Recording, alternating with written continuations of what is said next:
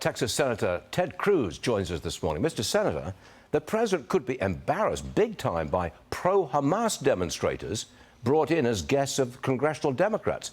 He's facing that, isn't he?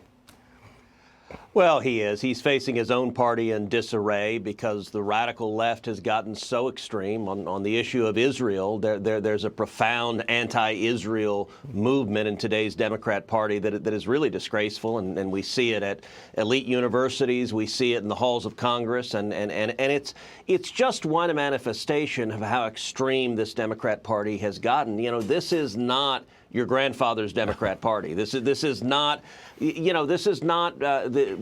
Bill Clinton said in his State of the Union, the era of big government is over. Those words are not going to come out of Joe Biden's lips because Joe Biden's agenda is more spending, more debt, more inflation, more crime, and more illegal immigration. And I think that's his fundamental problem is we've now seen over 3 years the disaster that is his policy agenda. So he's going to do everything he can to try to change the topic and to just gaslight. I'm going to predict he's going to do something tonight that's going to be remarkable chutzpah. He's going to blame his own open borders on Republicans. That's going to be what he's going to try to do, and he's just going to try to convince the voters, never mind what's happened the last 3 years, just listen to my campaign spin. Are you expecting an anti-business speech full of tax hikes and regulations? Because that's what we see coming down the pike. How about you?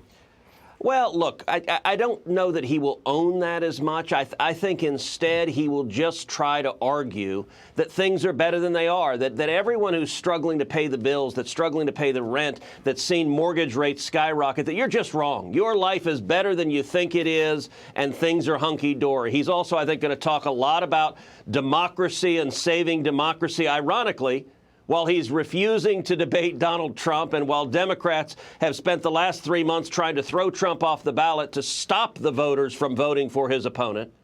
And I'll tell you, Stuart, 4 words you will not hear tonight.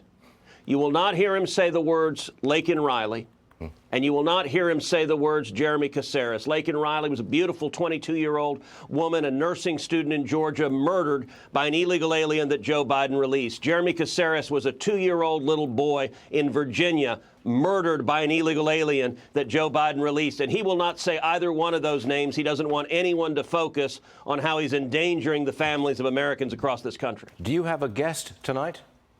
So I do. I have a guest, Sheriff Danny Dominguez. He is the sheriff of Presidio County, Texas. That is right along the Rio Grande border. And Sheriff Dominguez is a Democrat. He's an elected Democrat. He's been an elected Democrat for 28 years. And I'll tell you, Stuart, Sheriff Dominguez has endorsed me for my reelection this year in 2024. And the reason is a number of things, but right at the heart of it is, number one, standing with law enforcement, and number two, securing the border. And today's Democrat Party in Washington refuses to do either one of those. Senator, Minority Leader Mitch McConnell stepping down in November. Senators John Cornyn, John Thune, they've announced their bids to replace him. Who do you want to see replace Senator McConnell? You know, listen, I'm going to listen to my colleagues. Both of those gentlemen are friends of mine. I've served with them a long time. I'm going to listen to every candidate who puts himself forward to be leader.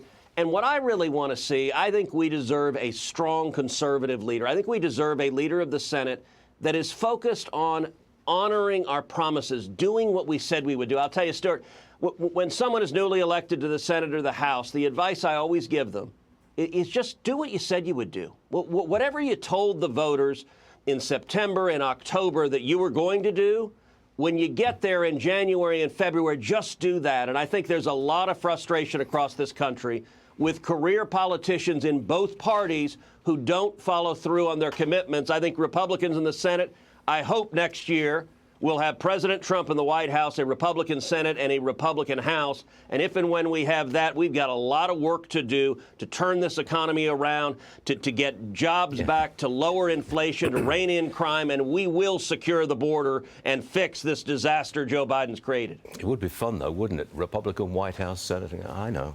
Politics can be fun. Senator Cruz, thanks for being with us, sir.